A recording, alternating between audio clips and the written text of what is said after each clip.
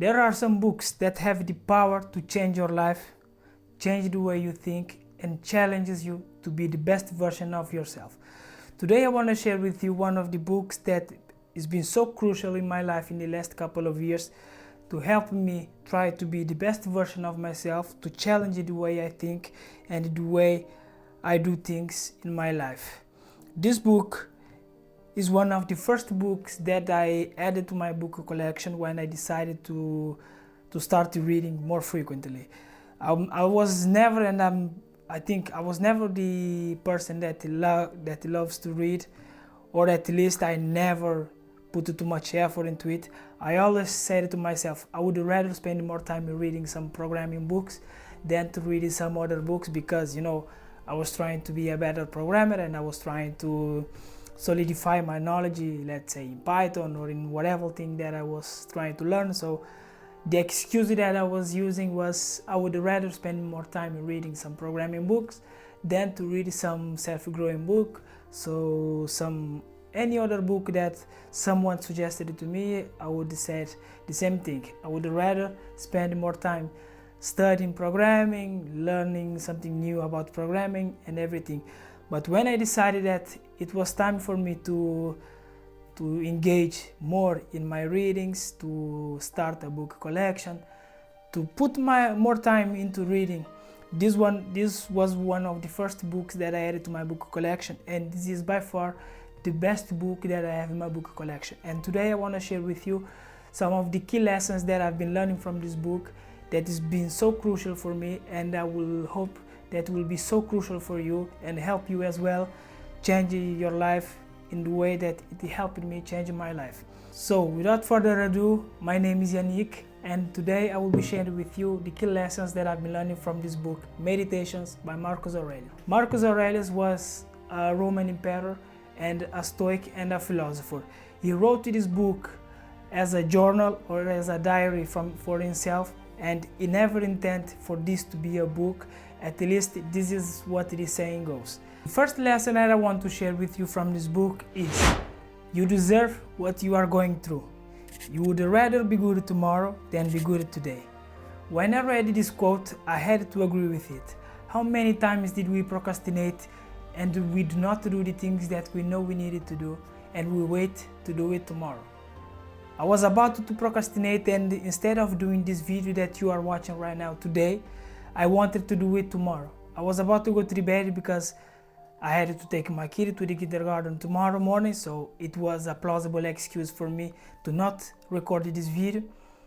I have to work my 9 to 5, so it was also a good and a plausible excuse for me to not do this video. But in the end, I will deserve the result that I will get or that I will not get for my action, that I did not do this video. Every time that I know that I have to write online and I don't write, I deserve the outcome. Everything that we do and everything that happens in our life is 100% our fault. Whether it is a good thing, whether it is a bad thing. If someone do something bad for us, it's probably our fault because we allowed them in our life. We gave them the power to do the things that they did with us. Key lessons that I took from this quote is everything is our responsibility in our life. The things that happens in our life, whether it's good, whether it's bad, is 100% our responsibility.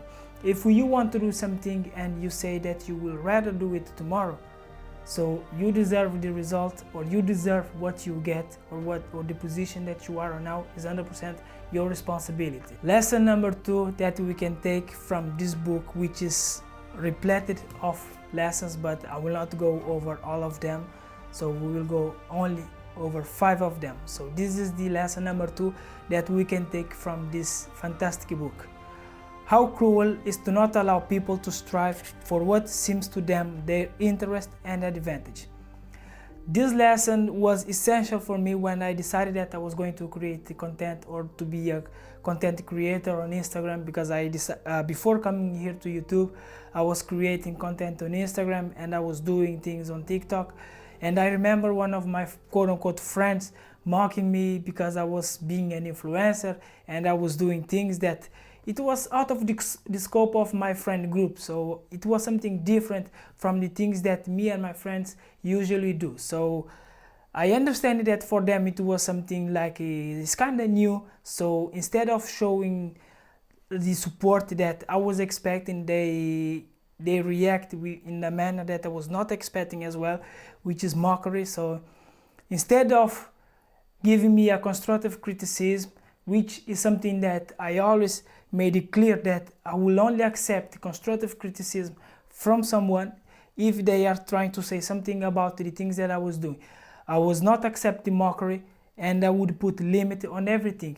I remember one of my friends commenting on the things, tagging my wife on the comment and saying my wife to take a look at me and see what I was doing. And I put a stop on that and I said, look, I'm taking this thing seriously, so if you're not going to support me or if you're not giving me a constructive criticism, and I was not even asking you needed to be supportive for me, if you're not going to give me a constructive criticism on the thing that I was doing, you are not allowed to comment or you are not allowed to make fun of the things that I was doing. So don't allow anyone to come in between the things that you are doing and the thing that you believe is right for you. If you believe the thing that you are doing is right for you, don't allow anyone to come in between and say things that you are not expecting from them to say if the thing that they are saying is not going to improve you somehow. And lesson number 3, if someone can prove me wrong and show me my mistakes in any thought or action, I shall gladly change. That's why I was saying that I was expecting constructive criticism from someone that was going to say something about the things that I was doing on Instagram. If you can show me that I was doing something wrong, or if, for example, in this video I say something wrong, if you can show it to me or if you can prove to me that there is a better way for me to do this thing, I will gladly change and I will improve it. As a programmer, there has been tons of time that I had a colleague that was going to improve my code, give me feedback on my code. Sometimes it's not a funny thing for you to receive a criticism on the thing that you are working on the thing that you put a lot of effort into it, but it's part of the game. I remember one time a colleague of mine that we sat and we discussed this code that we were working on for a project, and from the feedback I received from her, I was able to remove a file, a module from my code that helped me improve my code.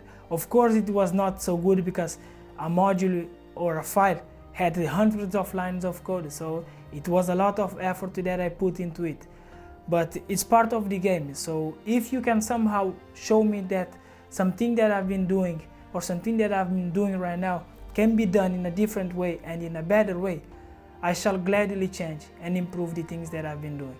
As a programmer, this is part of the game. When we submit our code to review, we know that we can receive criticism. We know that our code can be sent back to review and to improve or to fix something. So if you want to see someone do something different, show them that there is a better way. Don't just go and say, you are doing something wrong, this is wrong. This is not being helpful, not for him, not for you. I will not even going to be polite. If you go and say, this is stupid, this is wrong, you are just being a cunt. So if you say this is wrong, it's because you have a better way of doing it. So if you say something is wrong, maybe you have a better approach. So share it with them, help someone improve, and don't be just a cunt, that someone that goes and say this is wrong and period. Another lesson that in somehow can go in the same line as the two that we saw before is, if you are doing your proper duty, let it not matter to you whether men speak badly or well of you. For me, this is one of the things that I can honestly say that I always been self-aware of. If I'm doing something that I know is something good for me, and especially if something is good for my family or I believe is going to be good for my family, it doesn't matter to me whether someone says something wrong, if someone criticizes me of doing that thing. If I believe this is good for me and my family, that's all that matters for me. If my family have my back, I'm good. I'm in peace with myself. So if you are doing something that you believe is good for you, something that, if you believe you are sharing value, it doesn't matter what someone says. Continue to do the things that you believe is good for you. Continue to share the value that you believe is good to be shared. So Focus on yourself, focus on your journey. That's all that matters. That's what I'm trying to do. As I'm creating these videos, my goal is to improve 1% at a time. In the previous video, I noticed something that I needed to improve. I'm improving in this one. I believe that in this one, I will have a lot of things that I needed to improve, and I will find it at 1% of the things that I needed to improve, and I will improve it for the next video. So if you are doing something that you believe is good for you, you are in peace with yourself, that's all that matters for you. Continue to do it. Last but not least, before I go to bed, no more roundabout what makes a good man. Be one. We all know what we needed to do to be the person that we want to be in the future. We all know that to be good at something, we needed to practice, because practice makes perfect. If I want to be a better communicator, I know that the only way for me to be a better communicator is for me to sit and to speak more, to communicate more. If I want to be more articulated, I just have to continue to practice my speaking. If I wanted to lose the fear of speaking through the camera, I just know that I needed to continue to speak through the camera, as I've been doing lately. Deep down, we know exactly what we have to do to be the person that we want to be, and we know that the person that we want to be would do the things that we are avoiding doing right now. So stop ranting about it and start doing it. That's all that I want to share with you in this video. I hope these lessons will be helpful for you as they've been helpful for me trying to improve myself. So see you in the next video. Bye bye.